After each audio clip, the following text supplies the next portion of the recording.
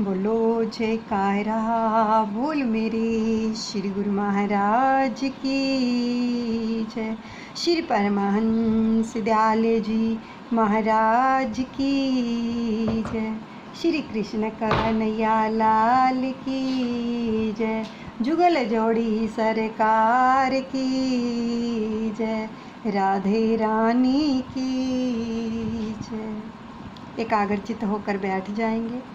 बहुत ही सुंदर सौभाग्य मिला है हमें इस जीवन के अंदर कि भगवान की लीलाएं श्रवण करने के लिए, उनका रसपान करने के लिए और नाम से जुड़ने के लिए यह सुंदर सुअवसर मेरे सतगुरुदेव भगवान जी के आशीर्वाद से हमें प्राप्त हुआ है। कृष्ण कन्हैया राधा की कृपा से हमें प्राप्त हुआ है। तो शत शत नमन करते हैं। सबसे पहले दादा गुरुदेव जी का, अपने इष्ट देव का, अपने सतगुरुदेव भगवान का शुक्रिया अदा करते हैं। कोटि कोटि दंडवत प्रणाम करते हैं भगवान श्री कृष्ण के चरणों में भी, राधा रानी के चरणों में भी, और क्षमा याचना भी करते हैं कि प्रभु अनुचित क्षमा कीजिएगा। आप ही विराजिए, आप ही कहिए। लेकिन हमारी इस जुबान में ताकत नहीं है जो आपकी महिमा को गा सके। इसलिए दया कीजिए, कृपा कीजिए, सबका उद्धार कीजिए। एक एक श्वास के साथ सुमिरन चलता रहेगा और आंखें बंद रहेंगी। ध्यान अपने इष्ट देव के चरणों में लगाइएगा और ये विजुलाइज कीजिएगा कि इष्ट देव के चरणों में बैठकर ही हम इन वचनों का, प्रभु की लीलाओं का रसपान कर रहे हैं। अब आगे की कथा श्रवण करते हैं। परीक्षित जी का उद्धार करने के लिए शुकदेव मुनि आए हैं। मनुष्य का अधिकतर समय निद्रा और अर्थोपार्जन में चला जाता है। उसका बहुत सा समय बातें करने में चला जाता है। देखो, बहुत ही सुंदर वचन आ रहे हैं। सच में हमारा बातें करने में बहुत समय व्यर्थ चला जाता है। बहुतों का समय पढ़ने में गुजरता है और बहुत पढ़ना भी अच्छा नहीं है। अति वाचन से शब्द ज्ञान तो बढ़ता है किंतु साथ साथ अभिमान को भी बढ़ाता है। राजन, जो समय चला गया है उसके लिए अब मत रहो। जो समय पीछे चला गया कि हम सोचते हैं उस समय हमने कुछ नहीं किया, उसके लिए बिल्कुल भी मत रहो। उसका विचार भी ना करो जो बीत गया है। भूतकाल की बातें ही सोचते रहने से कोई लाभ नहीं, क्योंकि समय वो वापस नहीं आने वाला है। इसलिए उसके बारे में हमें नहीं सोचना चाहिए। तुम अपने वर्तमान को सुधारो। जो अब वर्तमान यानी कि जो अब समय हमें मिला हुआ है, हमें उसमें सुधार करना है। 7 दिनों का जो ये समय मिला है उसी का सदुपयोग कर लो। ये शुकदेव मुनि राजा परीक्षित को समझा रहे हैं। मनुष्य इंद्रियों के सुख में ऐसा फंसा हुआ है कि उसे अपने लक्ष्य का ध्यान ही नहीं रहता है। शरीर, स्त्री, संतान आदि सब कुछ असत्य है। फिर भी उन सब के मोह में ऐसा पागल बन गया है कि उसे समय और लक्ष्य का भी भान नहीं रह गया। तुम्हें क्या करना है, कहाँ जाना है, क्या बनना है, उसका विचार आज ही कर लो। इच्छा शुद्धि के बिना कर्म शुद्धि नहीं होती है।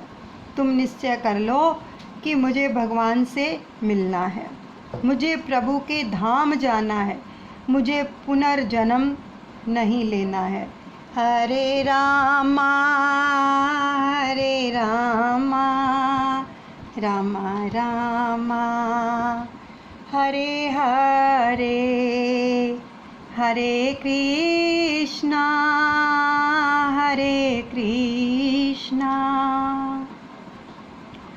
कृष्णा कृष्णा हरे हरे, हरे रामा रामा रामा हरे हरे राधे राधे श्यामा श्यामा राधे राधे श्यामा श्यामा हरे कृष्णा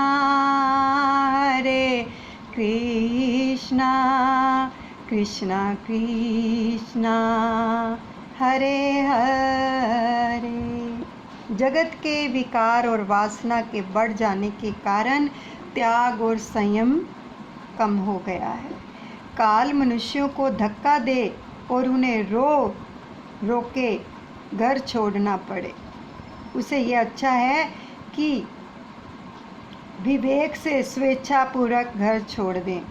शंकर स्वामी ने कहा है कि निज गृहात तूर्ण विनिग्रह तमा। हे राजन, मानव जीवन की अंतिम परीक्षा मृत्यु है। मनुष्य की प्रति क्षण मृत्यु होती रहती है। जो प्रत्येक क्षण को सुधारता है उसकी मृत्यु सुधरती है, और जिसकी मृत्यु सुधर गई उसका जीवन भी उजागर हो जाता है। प्रभु का सिमरन प्रत्येक क्षण के अंतकाल में करना चाहिए। अंतकाले मात्र, जीवन के अंतकाल में नहीं। क्षण क्षण जो सुधारता है उसी का जीवन सुधरता है। यह शरीर प्रति क्षण बदलता रहता है, अर्थात प्रति क्षण शरीर का नाश होता रहता है। अंतकाल में अर्थात प्रत्येक पल के अंत में मनुष्य की मृत्यु होती रहती है। सो प्रभु का सिमरन प्रति क्षण करो। शंकराचार्य जी शंकरा भाष्य में ही यह कहा है कि अन्यथा जिसका जीवन निद्रा, धनोपार्जन और कुटुंब के परिपालन में ही गुजर गया हो, अंत काल में ही वही सब कुछ याद रहता है। सारा जीवन जिसमें बीता हो वही अंतकाल में याद आता है। एक बूढ़ा बीमार हो गया तो उसका सारा जीवन जो था द्रव्य आदि के पीछे ही बीता था। अंतकाल नज़दीक आया तो उसके पुत्र आदि कहते हैं कि पिताजी, अब आप श्री कृष्ण गोविंद हरे मुरारे हे नाथ नारायण वासुदेवा का जप कीजिए। किंतु उस बूढ़े के मुंह से ये शब्द निकलते ही नहीं हैं। जीवन में कभी भगवान का नाम लिया हो तब वह नाम याद आए ना, जब लिया ही नहीं तो याद कहाँ से आएगा। वह बूढ़ा मन में द्रव्य का ही चिंतन करता रहा, यानी पैसे का। उसकी दृष्टि आंगन में गई। उसने देखा कि एक बछड़ा झाड़ू चबा रहा है। इतना छोटा सा नुकसान भी वह बूढ़े को कैसे सह सकता। तो उसका दिल जलता है कि मैंने कैसे धन कमाया है, यह लोग क्या जाने। उसे लगा कि रुपए पैसे की तथा अन्य वस्तुओं की इन लोगों के लिए कोई कीमत ही नहीं है। मेरे जाने के बाद ये लोग घर को लुटा देंगे। उसका ध्यान पैसे में ही रहा। तो वह बूढ़ा कुछ स्पष्ट बोल तो सकता नहीं था, इसलिए कुछ बड़बड़ाने लगा। तो उसके एक बेटे ने सोचा कि पिताजी भगवान का नाम लेना तो चाहते हैं किंतु कुछ बोल नहीं सकते। तो दूसरे बेटे ने सोचा कि पिताजी कभी भगवान का नाम तो लेते नहीं, सो वे कुछ मलकियत के बारे में कहना चाहते हैं। कुछ धन छुपा रखा होगा, उसके बारे में कुछ कहना होगा। तो उन्हें पुत्रों ने डॉक्टर को बुलवाकर उससे विनती की कि कुछ ऐसा करो कि पिताजी 2-4 शब्द बोल सकें। डॉक्टर ने इंजेक्शन देने के लिए 1000 रुपये की फीस मांगी। पुत्रों ने सोचा कि कहीं गाड़ कर रखा हुआ धन बताएंगे, अतः 1000 रुपये खर्च कर डाले। पिता की बात सुनने की सभी आतुर थे। तो दवाई ने अपना काम किया, कुछ शक्ति मिली। तो वह बूढ़ा बोला, सब मेरी ओर क्या देख रहे हो? वह देखो, वह बछड़ा कब से झाड़ू खा रहा है। और इस तरह बछड़ा झाड़ू बछड़ा करते हुए बूढ़े ने देह त्याग दिया। आप देखें, ध्यान रखें कि कहीं आपकी भी ऐसी दशा ना हो। यह बात हंसने के लिए नहीं है, सावधान करने के लिए कही गई है। लक्ष्मी जी अकेली आती हैं तो रुलाती हैं, किंतु साथ में अगर ठाकुर जी आवें तो सुखी करती है। लोग कहते हैं कि आने वाले काल की खबर कैसे हो सकती है, किंतु वह तो पहले से ही सावधान करके आता है। काल सभी को सावधान करता है, किंतु लोग मानते ही नहीं हैं कि काल आवागमन के पहले पत्र लिखता है, किंतु काल का पत्र पढ़ना कोई भी नहीं जानता। बाल श्वेत होने लग जाएं तो मानो कि काल का नोटिस आ गया है। दांत गिरने लगें तो मानो काल का नोटिस आ पहुंचा है। और सावधान बनो। दांत गिर जाते हैं तो लोग नकली दांत लगवाते हैं। दांत गिरने लग जाएं तो समझ लेना चाहिए कि अब तो दूध भात खाकर प्रभु भजन करने का समय आ गया है। लेकिन लोग नकली दांत बनवाकर इसलिए लगवाते हैं कि पापड़ खाने का मज़ा आएगा। ऐसे कहाँ तक चलेगा? खाने से शांति तो मिलती ही नहीं है, इसके विपरीत वासना और अधिक भड़कती है। मृत्यु की कई निशानियाँ बताई गई हैं। अरुदिंत का तारा ना दिखाई दे तो मानना चाहिए कि 1 वर्ष में मृत्यु होगी। स्वप्न में कीचड़ में शरीर धंसता हुआ दिखे तो मानो कि 9 माह में मृत्यु होगी। स्वप्न में कुम्हार के हाथी अर्थात गधे पर सवारी करने का दृश्य दिखाई दे तो मानो कि 6 मास में मृत्यु हो जाएगी। कान में उंगली डालने के बाद अंतर्ध्वनि ना सुनाई दे तो समझो कि 8 दिनों में मृत्यु हो जाएगी। मृत्यु के लक्षण जानकर भयभीत मत होना। सावधान होने के लिए यह लक्षण बताए गए हैं। सावधान होने के लिए ही यह भागवत की कथा है। भागवत की कथा सुनकर परीक्षित कृतार्थ हुए। मरण को सुधारने के लिए भागवत शास्त्र है, जीवन को सुधारता है और उसी का मरण सुधरता है जो अपने जीवन को सुधारता है। राजन, मरण को सुधारना हो तो प्रत्येक क्षण को सुधारो। रोज सोचो, विचारो, मन को बार बार समझाओ कि ईश्वर के बिना मेरा कोई नहीं है। इस शरीर को भी एक दिन मुझे छोड़ना पड़ेगा, अतः यह भी मेरा नहीं है। जब शरीर मेरा नहीं है तो मेरा है ही कौन, क्योंकि सभी संबंध शरीर के कारण ही उत्पन्न हुए हैं। भावना करो कि ना तो मैं किसी का हूँ और ना कोई मेरा है। इस तरह ममता को हटाओ। संग्रह से ममता बढ़ती है, इसलिए अपरिग्रह बनो। तृप्ति भोग में नहीं, त्याग में है। ममता सिद्ध करने के लिए सबसे ममता रखो। व्यक्तिगत ममता दूर करो। प्रत्येक मनुष्य को चाहिए कि वह प्रति क्षण सर्वात्मा सर्वशक्तिमान भगवान श्री कृष्ण की लीलाओं का ही श्रवण, कीर्तन और मनन करे। इंद्रियों को भोग से नहीं, प्रभु स्मरण से, प्रभु सेवा से ही शांति मिलती है। दुख का कारण देह ही है। दुख भोगने के लिए ही तो देह मिली है ना। पाप ही ना किए होते तो यह देह और यह जन्म क्यों मिलता होता। रामदास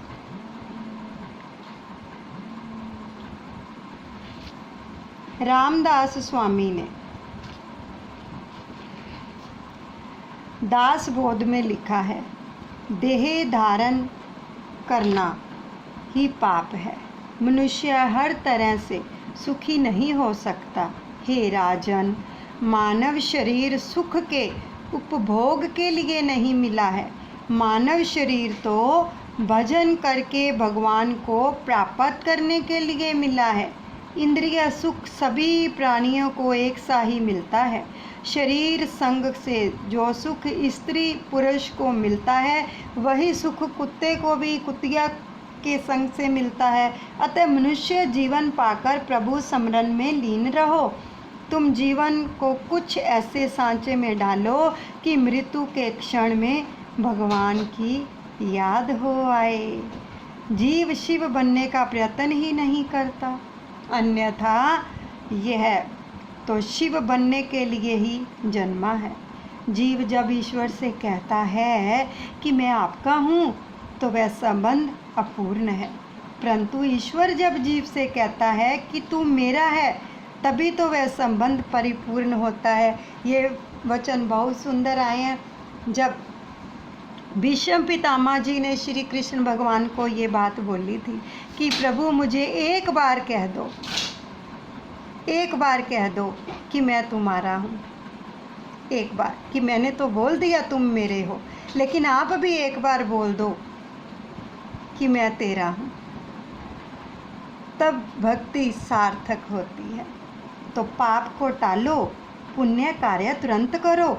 ईश्वर हमें पाप की वृत्तियों से कभी नहीं जोड़ता, परंतु जन्मों के संचित संस्कार ही पाप करने के लिए प्रेरणा देते हैं। एकांत में ईश्वर का भजन करो। मन को एकांत जल्दी एकाग्रता बनाता है, एवं ईश्वर में ही सबका अंत करना एकांत है। ईश्वर एक ओर से अद्वितीय है। मन को एकाग्र करने के लिए एकांत में रहने की जरूरत है। गृहस्थ घर में समभाव नहीं रह सकता, वह फिर चाहे गीता का पाठ ही क्यों ना करे। सत्यवम योग उच्यते। गृहस्थाश्रम के व्यवहार विषमता से भरे हुए हैं, वहाँ ममता नहीं रखी जा सकती। गृहस्थ के घर में भोग के परमाणु भरे हुए हैं होने के कारण घर में रहकर परमात्मा का सतत ध्यान करना कठिन है। भागवत में शुकदेव जी ने स्पष्ट कहा है कि जिसकी मृत्यु समीप आ गई हो वह घर छोड़ दे। गृह त्याग प्रज्योत धीर, धैर्य सहित घर छोड़ो। पवित्र तीर्थ के जल में स्नान करो और पवित्र एकांत स्थल में आसन जमाकर बैठ जाओ। मन में प्रणव का जाप करो। प्राणायाम से प्राणवायु को वश में करो। मन को अन्य विचारों से रोककर भगवान के मंगलमय रूप से जोड़ दो। मीराबाई ने एकांत में गिरधर के आगे नाचना तय किया था। उसकी टेक थी कि मैं गिरधर के आगे नाचूंगी, तभी उसकी भक्ति सिद्ध हुई। एकांत में बैठकर पहले प्राणायाम करो। मन का प्राण से संबंध है, प्राण से मन स्थिर होता है। प्राणायाम के 3 भेद हैं। प्रथम पूरक प्राणायाम करना होता है। दाहिनी नासिका द्वारा बाहर की हवा अंदर खींचो। यह सब योग की प्रक्रियाएं जिसको अनुलोम विलोम कहा गया है। एक नासिका से श्वास ऊपर लेते हैं और दूसरी नासिका से छोड़कर फिर उसी से लेके दूसरी नासिका से छोड़ते हैं। महाप्रभु ने सुबोधनदी ने कहा कि योग को भी भक्ति का सहकार चाहिए। योग को जो भक्ति का साथ ना मिले तो वह रोगी बन जाता है। बिना भक्ति का योग रोग उत्पन्न करता है। बिना भक्ति किए योग साधक नहीं होता। इतना ही नहीं कि वह कभी बाधक भी हो जाता है। भक्ति के योग में किया जाए तो प्रभु के साथ संयोग होता है। भक्ति से अगर योग किया जाए, योग से योगी मन को स्थिर कर सकता है, किंतु हृदय विशाल नहीं होता। हृदय की विशालता तो भक्ति और ज्ञान से ही होगी। इसलिए पूरक प्राणायाम से ऐसी भावना करो कि प्रभु का तेजोमय स्वरूप तुम्हारे हृदय से उतर रहा है। भगवान का व्यापक तेज तुम्हारे हृदय में आ रहा है। जब हम श्वास को अंदर लेते हैं तो हमें ये अनुभव करना चाहिए कि प्रभु का जो स्वरूप है मेरे हृदय में समा रहा है। फिर जब कुंभक करो तब भावना करो कि मैं ईश्वर का आलिंगन कर रहा हूँ। प्राण को शरीर में रोके रखना ही कुंभक है। उस समय ब्रह्म संबंध की भावना करो। उस समय सोचो कि मेरे प्रभु के साथ मेरा मिलन हुआ है, मेरे प्रभु ने मेरा आलिंगन किया है। यह ब्रह्म संबंध सतत टिक जाए तो मुक्ति मिलती है। मनुष्य इस ब्रह्म संबंध को सदा बनाए नहीं रख सकता। संसार के विषयों से मन को जाने देने से ब्रह्म संबंध भंग हो जाता है। फिर रेचक प्राणायाम करना होता है। बाई नासिका से श्वास बाहर छोड़ो, रेचक कहलाता है। उस समय ऐसी भावना करो कि मैं प्रभु के साथ एक हो गया हूँ, मैं भगवान से एक रूप हो गया हूँ, भगवान का बन गया हूँ, इसलिए मेरे पाप बाहर निकल रहे हैं, वासना बाहर निकल रही, यानी नेगेटिविटी सारी बाहर निकल रही है। जब हम श्वास बाहर छोड़ते हैं तो हमें ये विजुअलाइज करना चाहिए। अंदर लेते हैं तो प्रभु हृदय में विराजमान हो गए हैं, और जब प्रभु विराजमान हो जाते हैं तो वो सब कुछ बाहर निकल जाता है जो भी नकारात्मक होता है। तो जब हम श्वास बाहर छोड़ें तो ये विजुअलाइज करें कि हमारे सारे पाप धीरे धीरे करके बाहर दौड़ रहे हैं, निकल रहे हैं, प्रभु के आने से डर गए हैं, थर थर काँप रहे हैं कि अब हमारा क्या बनेगा, क्योंकि घर का मालिक आ गया है। तो इस तरह से हमें भजन सिमरन करना चाहिए। तो देखो कितनी कृपा मिलती है, हम विजुअलाइज नहीं करते हैं, करके देखो। ये श्री सद्गुरुदेव भगवान श्री परमहंस दयाल जी के भी वचन है कि अगर हम ऐसा करेंगे तो एक दिन हकीकत बन जाती है। तो मेरे मन के सारे विकार बाहर आ रहे हैं और अब मैं शुद्ध हो रहा हूँ। ये पाठ सुनते सुनते इन चीज़ों का अनुभव कीजिए, सुमिरन करते करते, कि हमारे अंदर प्रभु का निवास हो गया है। और जब श्वास बाहर छोड़े तो पाप बाहर बह रहे हैं, थर थर काँप रहे हैं, नेगेटिविटी बाहर निकल रही है, अंतकरण शुद्ध हो रहा है, रोम रोम नाम के प्रकाश से भर गया है, रोम रोम में नाम का संचार हो गया है। और सुंदर दर्शन करो प्रभु के। जब तक कुछ ना कुछ लौकिक व्यवहार भी करना है तब तक मन स्थिर नहीं हो सकता। बाहर का संसार तो भजन में कीर्तन में विक्षेप नहीं करता, किंतु मन का संसार अवश्य विक्षेप करता है। ब्राह्मण संध्या में घर्षण करता है, अभर्षण करता है। वह सोचता है कि मेरे पाप बाहर निकलते हैं।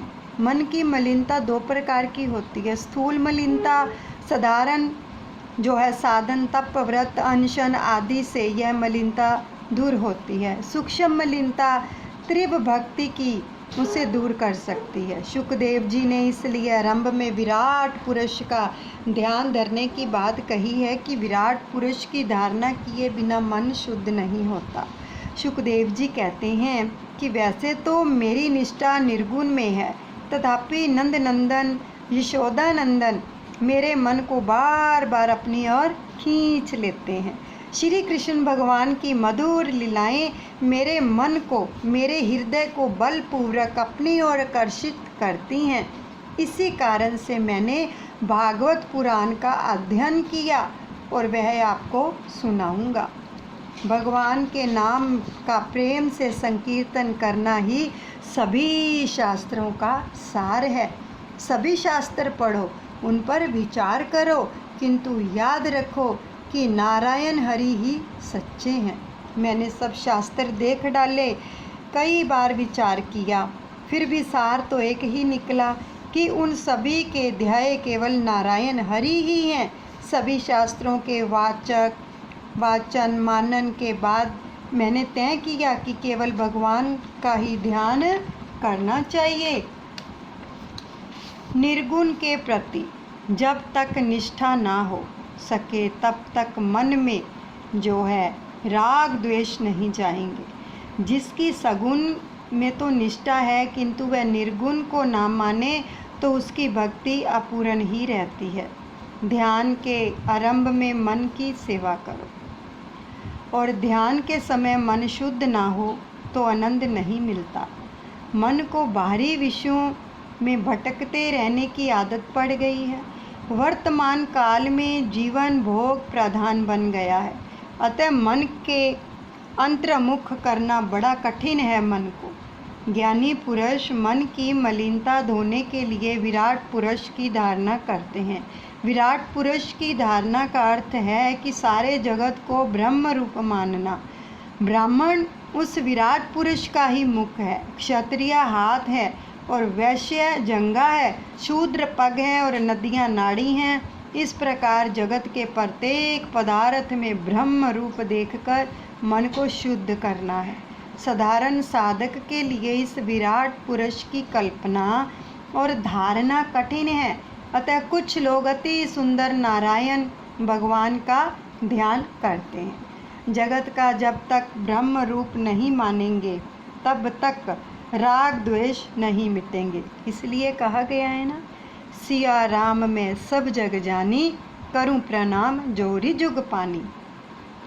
कुछ लोग जगत को ब्रह्म मानते हैं तो कुछ लोग प्रत्येक पदार्थ में ब्रह्म स्वरूप का अनुभव करते हैं। राग द्वेष के नाश के लिए विराट पुरुष का ध्यान करो। सारा विश्व उसी विराट पुरुष का स्वरूप है। ऐसी भावना मन में दृढ़ हो जाए तो जगत को किसी भी वस्तु के प्रति हीन भावना या कुभाव नहीं होगा। हरि ही जगत है। ब्रह्मा दृष्टि से जगत सत्य है।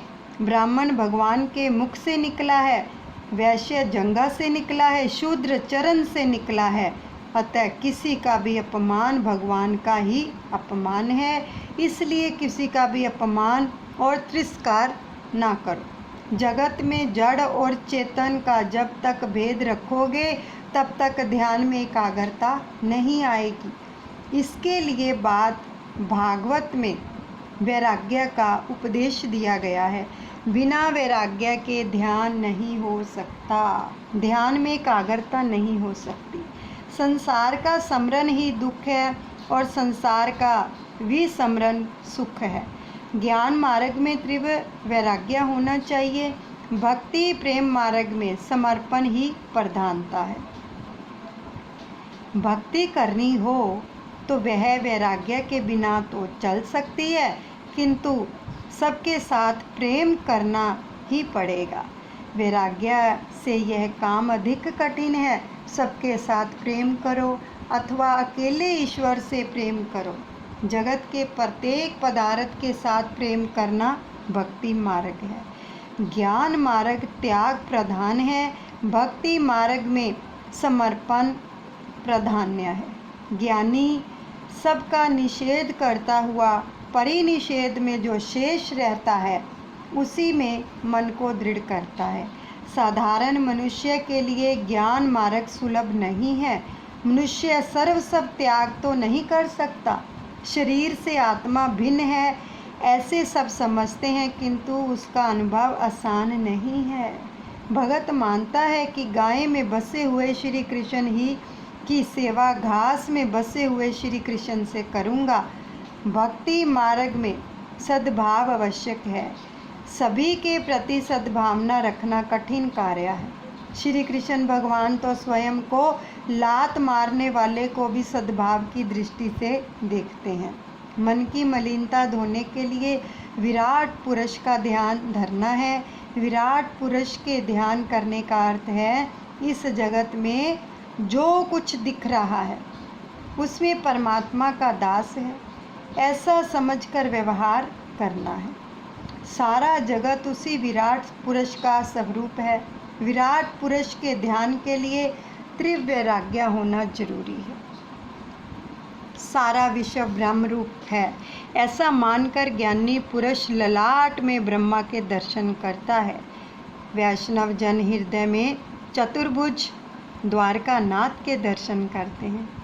प्रभु एक अंग का चिंतन करना ध्यान है और प्रभु के सर्वांग चिंतन करना धारणा है।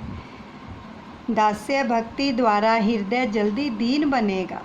पहले भगवान के चरणारविंद का ध्यान करो, फिर मुखारविंद का और अंत में सर्वांग का ध्यान करो। ध्यान योग की कथा कपिल गीता में विस्तार से दी गई है, जिसका यह संक्षेप में वर्णन किया गया है। यहाँ पर साधक सावधान होकर ध्यान करेगा तो उसकी समझ में यह बात आ जाएगी कि माया की शक्ति भ्रांति में ही है।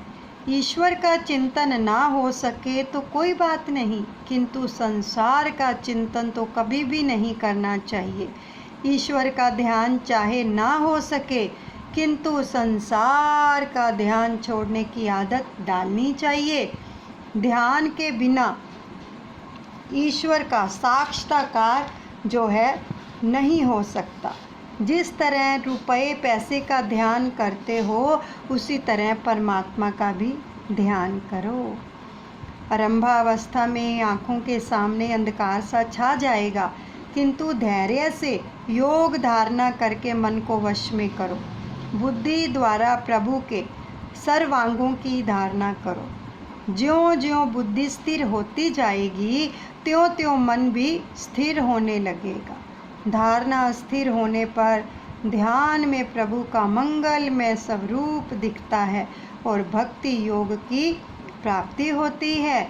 ध्यान में मन यदि स्थिर ना हो सके तो उस समय को मृत्यु से भयभीत करो, तभी वह स्थिर होगा।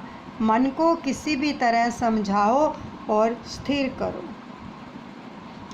ज्ञानदेव ने मन को गुरु बनाया है और मन का सच्चा गुरु आत्मा है। एक नाथ महाराज के पास एक वैष्णव आया। उसने महाराज से पूछा कि आपका मन ईश्वर में सदा सर्वदा श्री कृष्ण में कैसे स्थिर रहता है? मेरा मन तो आधा घंटा भी प्रभु में स्थिर नहीं रह सकता। मन को स्थिर करने का कोई उपाय बताएं। एक नाथ ने सोचा कि उपदेश क्रियात्मक होना चाहिए, क्योंकि उन्होंने कहा है कि जाने दें इस बात को। अभी मुझे लगता है कि तेरी मृत्यु समीप आ रही है। मृत्यु के पहले वैर और वासना का त्याग करना चाहिए। वैर और वासना मृत्यु को बिगाड़ती है। 7 दिनों के बाद फिर मेरे पास आना। तो मृत्यु का नाम सुनते ही उस वैष्णव के तो मानो होश ही उड़ गए। वह तो घर लौटा, धन संपत्ति आदि सब कुछ पुत्र के हाथों में सौंप दिया। उसने सबसे क्षमा याचना की और वह ईश्वर का ध्यान करने लगा। 7 दिनों के बाद वह एक नाथ महाराज के पास आया। महाराज ने पूछा कि इन 7 दिनों में क्या क्या किया? तूने कुछ पाप तो नहीं किया? तो वैष्णव ने उत्तर दिया कि मैं मृत्यु से ऐसा डर गया कि सब कुछ छोड़कर प्रभु के ध्यान में लग गया। तो एक नाथ ने कहा कि मेरी एकाग्रता का यही रहस्य है। मैं मृत्यु को रोज याद करता हूँ। मैं मृत्यु का मन में डर रखकर सतत ईश्वर भजन करता हूँ। अतः सभी विषयों से मेरा मन हट जाता है और सदा सर्वदा श्री कृष्ण में एकाग्र रहता है। अब हम भी अपनी मृत्यु को याद करें कि पता नहीं कि हमारी मृत्यु कब होने वाली है। अगले पल का कुछ पता नहीं है और इसलिए प्रभु के सिमरन से जुड़ जाएं। श्री कृष्ण गोविंद हरे मुरारी, हे नाथ नारायण वासुदेवा। श्री कृष्ण गोविंद हरे मुरारे, हे नाथ नारायण वासुदेवा। हे नाथ नारायण वासुदेवा, हे नाथ नारायण वासुदेवा। श्री कृष्ण गोविंद हरे मुरारे, हे नाथ नारायण वासुदेवा। परमात्मा में मन तन्मय ना हो सके तो भी कोई बात नहीं है, किंतु संसार के साथ कभी तन्मय ना बनो।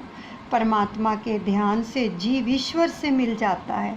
ध्यान करने वाला ध्येय से मिल जाता है। ध्याता, ध्यान और ध्येय तीनों एक ही होते हैं। यही मुक्ति है, यही अद्वैत है। दृष्टि, दृष्टा और दर्शन एक होने चाहिए। साधन, साधक, साध्य एक बनने चाहिए। ध्याता, ध्यान और ध्येय तथा दर्शन, दृष्टा और दृश्य एक बने तो समझो कि ध्यान में और दर्शन में एकाग्रता उत्पन्न हो गई है। एकांतता होने से यह अन्य सब कुछ भूल जाता है और उसे ईश्वर के सिवा कुछ भी नहीं दिखता। लोग परमात्मा को धन देते हैं, किंतु वे तो मन मांगते हैं। व्यवहार तो करो, किंतु ईश्वर में, कृष्ण में मन रख कर करो। पनिहारिणी पानी से भरे घड़े सिर पर रखकर बातचीत करती हुई चलती है, फिर भी उनका ध्यान सिर पर रखे हुए घड़ों में रहता है कि कहीं वे गिर ना पड़े। इसी तरह संसार के व्यवहार करते समय भी हमेशा ईश्वर का स्मरण भी करते रहो। जगत के पदार्थों से आसक्ति ना रखो। विषयानंदी व्यक्ति ब्रह्मानंद को समझ नहीं सकता। ब्रह्मानंद का वर्णन कोई भी नहीं कर सकता। उपनिषद में दृष्टांत दिया गया है कि शक्कर यानी मिश्री से बनी हुई गुड़िया ने सागर की गहराई को जानने का प्रयत्न किया, किंतु वह सागर में जो गई सो ही गई, उसी में वह विलीन हो गई। जो ईश्वर में लीन हो गया, उस जीव को कोई ईश्वर से भिन्न नहीं कर सकता। जो जो ध्यान किया जाता है, त्यों त्यों जीव का परमात्मा में लय होता जाता है और फिर जीव का जीवत्व रहता ही नहीं है। जीव तत्व फिर नहीं रहता।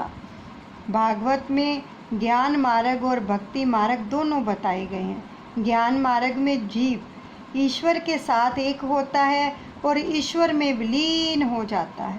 दूसरी ओर कतिपय जो है वैष्णवाचार्य कुछ द्वैत रखकर अद्वैत को मानते हैं। भक्ति का आरंभ भले ही द्वैत से हो, किंतु उसकी समाप्ति तो अद्वैत से ही होती है। भगत और भगवान अलग नहीं रह सकते। जो जीव ईश्वर में विलीन हो गया, उसे भगवान अपने स्वरूप में अलग नहीं कर सकते। उपनिषद में ईश्वर का वर्णन करते हुए रसो वैसे अर्थात ईश्वर स्वरूप है। वैष्णवाचार्य अभेद भाव श्रद्धा रखते हैं। जल में रहने वाली मछली पानी नहीं पी सकती। इस तरह जो ब्रह्म रस में डूब गया है, जो ब्रह्म रूप हो चुका है, वह फिर परमात्मा के रसात्मक स्वरूप का अनुभव नहीं कर सकता। ब्रह्मा रूप होने से जीव की दुखनी वृत्ति तो होती है, किंतु वह आनंद का अनुभव नहीं कर सकता। रसात्मक और आनंदात्मक ब्रह्मा का अनुभव करने के लिए जीव को कुछ अलग रहना पड़ेगा, थोड़ा सा द्वैत रखना ही होगा। तब तक भगत कहता है कि मैं अपने प्रभु का अंश हूँ, मैं अपने भगवान की गोपी हूँ, मुझे परमात्मा के साथ एक नहीं होना है, मुझे तो परमात्मा की सेवा करनी है, मुझे गोलोक धाम में जाना है। भगत जब लौकिक देह को छोड़कर अप्राकृत शरीर धारण करके गोलोक धाम में प्रवेश करता है तो भगवान को आनंद होता है। वे कहते हैं मेरा अंश मुझसे मिलने आया है, इसलिए भगवान उत्सव मनाते हैं। भक्ति करता तुका झाला पांडुरंगा, किंतु तुकाराम कहते हैं कि कीर्तन करने से मुझे जो आनंद मिलता है वह विट्ठल बनने में नहीं मिलता। जीव ईश्वर का अनुभव कब कर सकेगा? जब ईश्वर से यह भिन्न रहेगा, तभी वह उस रस का अनुभव कर सकेगा। वैष्णवाचार्य कहते हैं कि जीव ईश्वर से कुछ अलग रहे। कीड़ा भंवरी का चिंतन करता हुआ स्वयं भंवरी रूप बन जाता है, उसी तरह ब्रह्मा का चिंतन करता हुआ जीव स्वयं ब्रह्म रूप बन जाता है। यह तो है केवल युक्ति, किंतु वैष्णव जन ऐसी केवल युक्ति की इच्छा नहीं रखते। वे ईश्वर की सेवा, पूजा और उसका ध्यान रसास्वादन करने के लिए थोड़ा द्वैत भाव रखते ही हैं। जो व्यापक ब्रह्मा में लीन हो चुका है, वह उससे अलग कैसे हो सकता है? पानी के जड़ या ठोस होने के कारण मछली अलग नहीं रह सकती, किंतु जो पानी में हर तरह से डूब गया हो, वह पानी की आस्वाद नहीं ले सकता। उसी तरह ईश्वर में डूबा हुआ जीव ईश्वर के स्वरूप का रसानुभव नहीं कर सकता। इसलिए वैष्णव महापुरुष थोड़ा सा द्वैत रखकर भगवान की सेवा सिमरन से कृतार्थ का अनुभव करते हैं। यह दोनों सिद्धांत सत्य हैं। खंडन मंडन के पचड़े में मत पड़ो। गौरांग प्रभु भी इस भेदभाव को मानते हैं, लीला भेद को मानते हैं, परंतु तत्व दृष्टि से अभेद हैं। अभिन्न होने पर भी उन दोनों में सूक्ष्म भेद है। एकनाथ महाराज ने भाव अर्थ रामायण में उस सिद्धांत को समझाने के लिए एक दृष्टांत दिया। अशोक वन में राम के विरह में सीता जी राम का अखंड ध्यान स्मरण करती हैं। सीता जी राम के ध्यान में तन्मय हैं, विरह में तन्मयता विशेष होती है। सर्वत्र राम दिखते हैं, माता जी भूल जाती हैं कि वे सीता हैं, तो सभी में राम का अनुभव करने वाला राम रूप बनता है। यही केवल युक्ति है, मुक्ति है। सीता जी को कई बार लगता है कि वह राम रूप हैं, वे अपना स्त्री तब भी जो है भूल जाती हैं। एक बार सीता ने त्रिजटा से पूछा कि मैंने सुना है कि कीड़ा भंवरी का चिंतन करता हुआ स्वयं भंवरी बन जाता है, तो इस भांति राम जी का सतत चिंतन करने से मैं भी यदि राम बन गई तो क्या होगा। तो सीता जी राम के ध्यान में ऐसी तन्मय हो जाती हैं कि मानो वे स्वयं राम ही हो जाती हैं। त्रिजटा ने कहा, माता जी आप राम रूप हो जाएं तो अच्छा ही होगा। जीव और शिव का एक हो जाए तो जीव कृतार्थ हो जाता है। तो सीता जी कहती हैं कि यदि मैं राम का चिंतन करती हुई स्वयं राम बन गई तो फिर राम जी की सेवा कौन करेगा। तो सीता रहकर राम की सेवा करने में जो आनंद है वह स्वयं राम रूप बनने में नहीं है। मुझे राम होने में आनंद नहीं है, मुझे तो राम जी की सेवा करनी है। तो सीता जी को दुख होता है कि उनका युगल भाव खंडित हो जाएगा। उस हालत में सीता राम का युगल भाव नहीं रह सकेगा। तब त्रिजटा ने कहा, अन्योन्य प्रेम होने के कारण राम जी आपका चिंतन करते हुए सीता रूप बन जाएंगे और इस तरह आपका युगल भाव जगत में अखंडित ही रहेगा। तो यही भगवती मुक्ति का रहस्य है।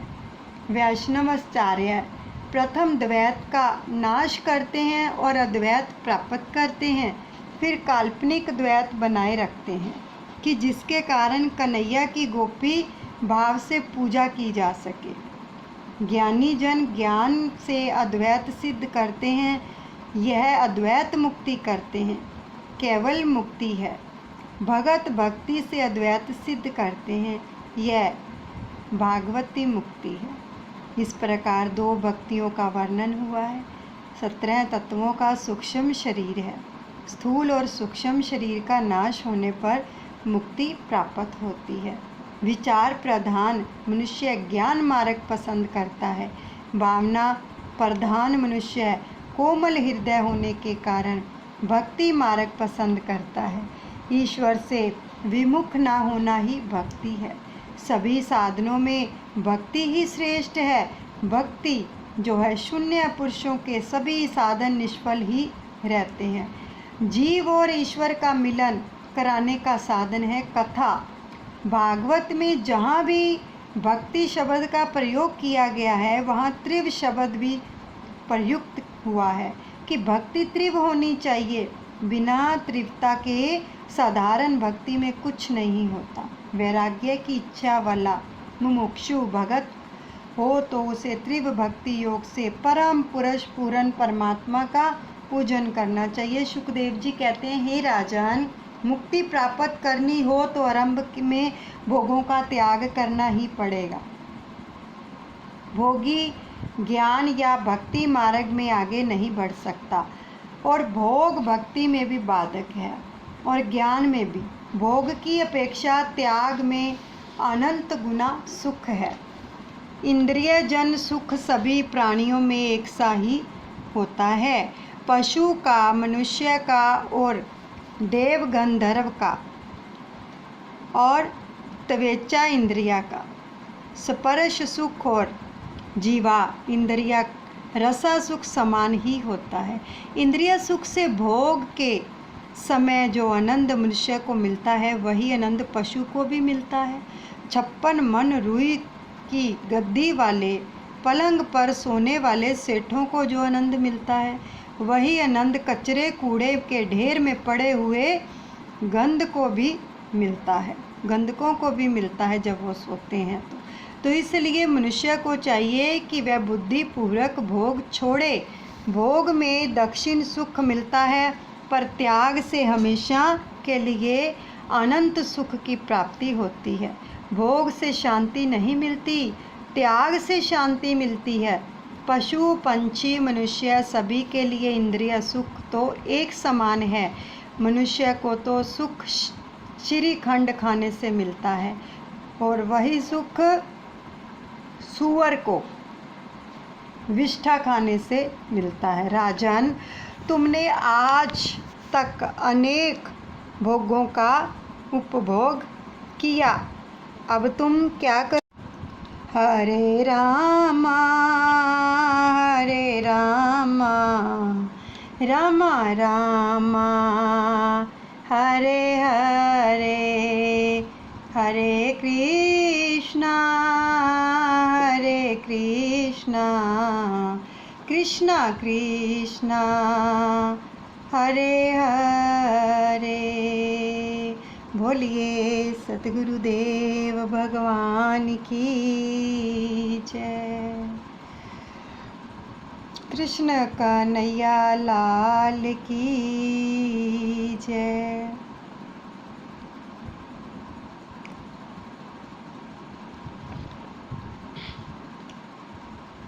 सभी भगवान के श्री चरण कमलों में अर्पण करते हैं और बाकी का पाठ जो है कल श्रवण करेंगे।